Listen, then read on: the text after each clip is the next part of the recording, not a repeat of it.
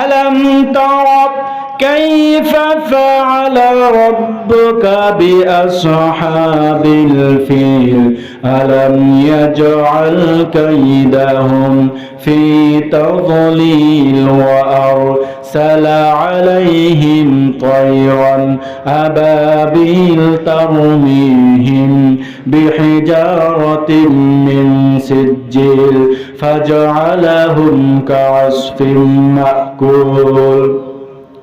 এই বাদশা আবরার এমন একটা হাতি জোগাড় করলেন,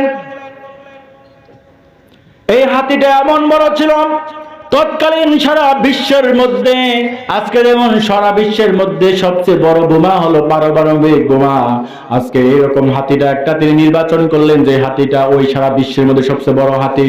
তার নিয়ত ছিল ওই হাতিটা যখন কাবা ঘরের প্রান্তরে যাবে, আমি কাবা ঘরটাকে বেঁধে দিব, এরপরে আমি হাতিটাকে তাড়াইয়া দিব। হাতিটা যখন যাবে কাবা ঘরটা অটোমেটিকলি ভেঙে পড়বে, কিন্তু আল্লাহ রব্বুল আলামিন এই কাবা ঘরকে রক্ষা করবে। হাতিটা যখন ওই কাবা ঘরের প্রান্তরে আসলো, হাতিটা থপাস করে বসে পড়ল। হাতিকে অনেক পিটানো হলো, কপাল ফাটিয়ে দেওয়া হলো, হাতে ওঠে না। যখনই চেক করার জন্য হাতিটাকে উল্টা দিক ঘুরিয়ে দেওয়া হলো, হাতিটা কাবা ঘরের উল্টা দিক দৌড়াইতে দৌড়াইতে পালিয়ে গেল। সকলে বলুন সুবহানাল্লাহ। এক পর্যায়ে আল্লাহ রাব্বুল আলামিন তায়রান আবাবিল, অসংখ্য পাখি, ওই সময়ের জন্য জেট বিমান মানে যুদ্ধের যে জাহাজগুলো আছে মানে আবাবিল, এই আবাবিলের উপর ডিপেন্ড করে যুদ্ধের জন্য জাহাজ তৈরি করেছে। আমরা আজকে মনে করি কোরআনটা হলো শুধু দাওয়াত খাওয়ার কিতাব, মানুষ মারা গেছে তার চতুর্গুড় দিয়ে পড়ে কোরআন পড়বা, কিন্তু কোরআনের ভিতর আল্লাহ রাব্বুল আলামিন রাজনীতি দিয়েছে, অর্থনীতি দিয়েছে, বিজ্ঞান দিয়েছে, সায়েন্স দিয়েছে। কোরআনে আল্লাহ রাব্বুল আলামিন সবকিছু দিয়েছে। আমি যদি কোরআন থেকে সায়েন্স নিয়ে টেকনোলজি নিয়ে আমি আলোচনা করি, রাত শেষ হয়ে যাবে, আলোচনা শেষ হবে না। আমি যদি রাজনীতি নিয়ে আলোচনা করি কোরআন থেকে, অনেক সময়ের দরকার, সেইখানেও যাইতে পারবো না। আল্লাহ রাব্বুল আলামিন হযরতে মুহাম্মদুর রাসূলুল্লাহ সাল্লাল্লাহু আলাইহি ওয়াসাল্লামকে দুনিয়াতে প্রেরণ করলেন, এমন একটা সময় প্রেরণ করলেন আমাদের নবীর জন্ম হয়ে গেল। মা আমিনার মনে অনেক ব্যথা, আজকে যদি আমার স্বামী থাকতো তাহলে আমার এই নবীকে দেখে আমার স্বামীটা সবচেয়ে বেশি খুশি হতো। জোরে কোন কথা ঠিক কিনা? মা আমিনার মনে অনেক ব্যথা, আমার এতিম মুহাম্মদকে কে খেলনা কিনে দিবে, আমার এতিম মুহাম্মদকে কে ভালোবাসা দিবে, কে চুমু দিবে। আল্লাহ রাব্বুল আলামিন মা আমিনাকে ইলহাম দিয়ে বললেন, হে আমিনা, তোর চিন্তার কোনো কারণ নাই, একটু রাত হতেতে দিনটা যাক, শুধু রাতটা হোক, আমি আল্লাহ রাব্বুল আলামিন পুরা পৃথিবীটাই মুহাম্মদের জন্য খেলনা বানায় দেব। সকালে বলেন সুবহানাল্লাহ। রাত্রি গভীর হয়ে গিয়েছে, আকাশে চাঁদ উঠেছে, তারাগুলো ঝিলমিল করতেছে। হঠাৎ করে দাদা আব্দুল মুত্তালিব, চাচা আবু তালিব তিনি দেখতে পেলেন যে, হঠাৎ করে তিনি দেখতে পেলেন যে চাঁদটা যখন আমাদের নবী হাতটা ডান দিকে নেয় চাঁদটাও ডান দিকে যায়, যখন চোখটা ডান দিকে যায় চাঁদটাও ডান দিকে যায়, আবার যখন চোখটা বাম দিকে যায় চাঁদটাও লাফ মেরে বাম দিকে যায়। আমার কাছে মনে হচ্ছিল চাঁদটা তার হাতের কাছে এসে ধরা দিল, আমাদের নবী চাঁদ নিয়ে খেললেন, তারাগুলো নাচতেছে। হে হে আমার বাতিজা, ছোট সময় আমি যখন এইটা দেখলাম আমার কাছে মনে হচ্ছিল চাঁদটা তোমার হাতে এসে ধরা দিয়েছে, এটা কি সত্যি কিনা? তিনি বললেন, যখন আমার মা কান্না করেছে, যখন আমার মান মন খারাপ, আল্লাহ রাব্বুল আলামিন কিছু সময়ের জন্য এই চাঁদ এবং তারাকে আমার জন্য খেলনা বানিয়ে দিয়েছিলেন। সকলে বলুন সুবহানাল্লাহ। এখন আপনার প্রশ্ন হতে পারে, এত বড় চাঁদ, এত বড় তারা কিভাবে আল্লাহ রাব্বুল আলামিন মানুষের হাতে এনে দিল? ও মুসলমান ভাইয়ের আমার বন্ধুগণ, কাল কিয়ামতের ময়দানে যখন একটা মহিলা জান্নাতি হবে, যুবতী হবে, কোনো বুইড়া মানুষ, কোনো বুড়ি জান্নাতে যাবে না। সকল মানুষ জান্নাতে যাওয়ার পর টাটকা যুবক যুবতী হয়ে যাবে। এই মহিলাকে আল্লাহ রাব্বুল আলামিন একটা কাপড় দিবে, যে কাপড়টা হবে 3 কিলোমিটার লম্বা। এখন একটা মহিলা যদি 3 কিলোমিটার একটা কাপড় পরে, ওই মহিলা কি হাঁটতে পারবে? বোঝার জন্য পড়ে যাবে। আল্লাহর রাসূল বললেন, হে সাহাবারা, তোমরা মনে করছো এই দুনিয়ার কাপড় হবে?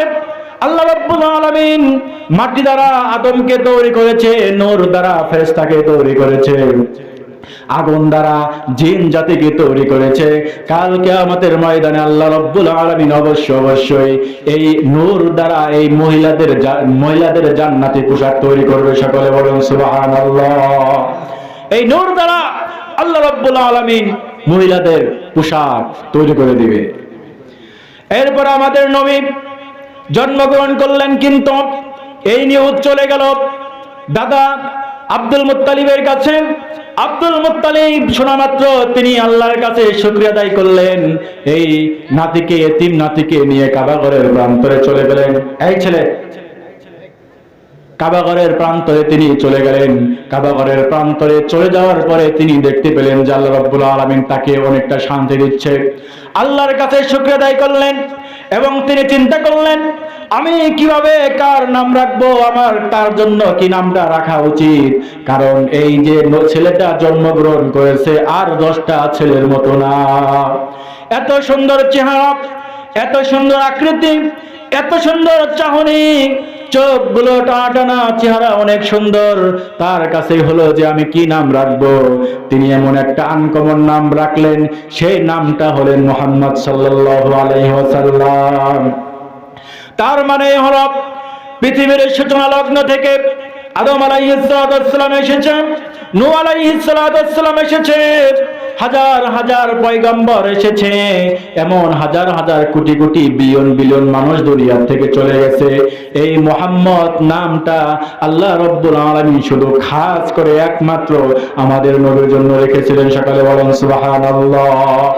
পৃথিবীর ইতিহাসে কোনো ব্যক্তির নাম মুহাম্মদ রাখা হয় নাই। পৃথিবীর ইতিহাসে কোথাও পাবেন না কোনো রাজা বাদশাহ কোনো মানুষের নামের আগে মুহাম্মদ রাখা হয়েছে। এই মুহাম্মদ তো তখনই রাখা হয়েছে যখনই আমাদের নবী সাল্লাল্লাহু আলাইহি সাল্লাম জন্মগ্রহণ করেছে। আমাদের নবী হযরতে মুহাম্মদ রাসূলুল্লাহ সাল্লাল্লাহু আলাইহি ওয়াসাল্লাম তিনি যখন এইরকম অবস্থায় বড় হওয়া শুরু করলেন, 7 দিন চলে গেল। এরপরে ওই সময়ের ভিতরে একটা নিয়ম ছিল যে এই সন্তানগুলো জন্মগ্রহণ করবে তাদেরকে গ্রামে পাঠিয়ে দেওয়া হতো, কারণ গ্রামে লালন পালন করে এদেরকে বড় করা হতো। কিন্তু আমাদের নবীকেও গ্রামে পাঠিয়ে দেওয়া হবে, কিন্তু কোনো মানুষ আমাদের নবীকে গ্রামে নিতে চায় না। তৎকালীন সময় এরকম একটা নিয়ম ছিল, কারণ গ্রামে অঞ্চলের যে বাতাসগুলো, বায়ুগুলো, সেইখানের যে পরিবেশ সেটা অনেক সুন্দর হয়। গ্রাম অঞ্চলের মানুষগুলো সুঠাম দেহের অধিকারী হয়, শক্তিশালী হয়, আর শহরের মানুষগুলো অনেকটা দুর্বল হয়। এইরকম ওই রকম নিয়ম ছিল যে মানুষ ওই সন্তান জন্মগ্রহণ করলে তারা গ্রামে পাঠিয়ে দিবে। কিন্তু গ্রামে পাঠিয়ে দিবে কেউ আমাদের নবীকে নিতে চায় না, কারণ সবারই একটা নিয়ম থাকতো যে ব্যক্তি এই সন্তানকে নিয়ে লালন পালন করবে অবশ্যই তার একটা লাভ্যাংশ পাবে। কিন্তু আমাদের নবীর তো বাবা নাই, তাকে লাভ্যাংশ দিবে না, এই জন্য কেউ নিতে চায় না। ঘটনা বিশাল লম্বা, আমি সংক্ষিপ্ত করছি। এই জন্য আল্লাহ রাসূলকে যখন হালিমা নিল এবং তিনি লাভ্যাংশ পাবে এই জন্য তিনি নিলেন না, তাকে নিলেন, কোনো কিছুই তার হাতে নাই।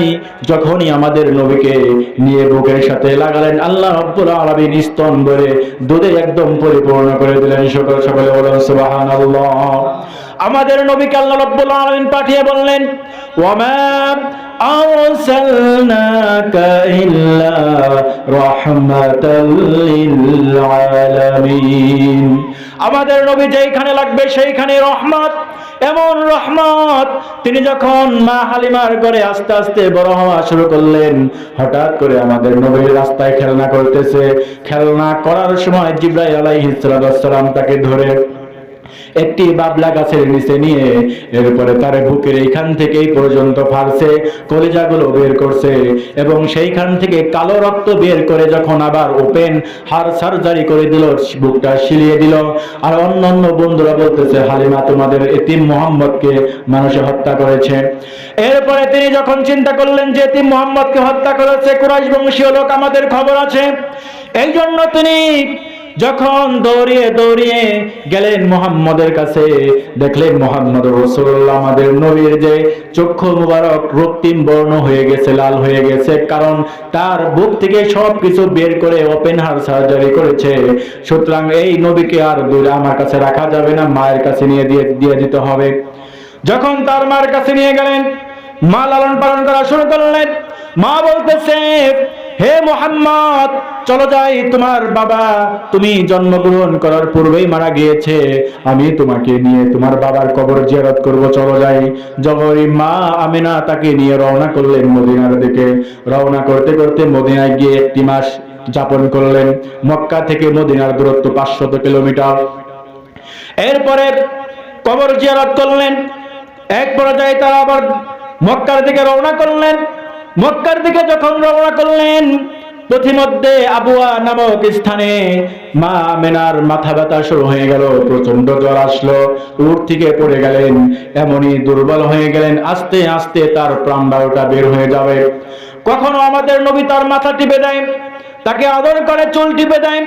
এরপরে তিনি আরো ফিফরানো শুরু করছে।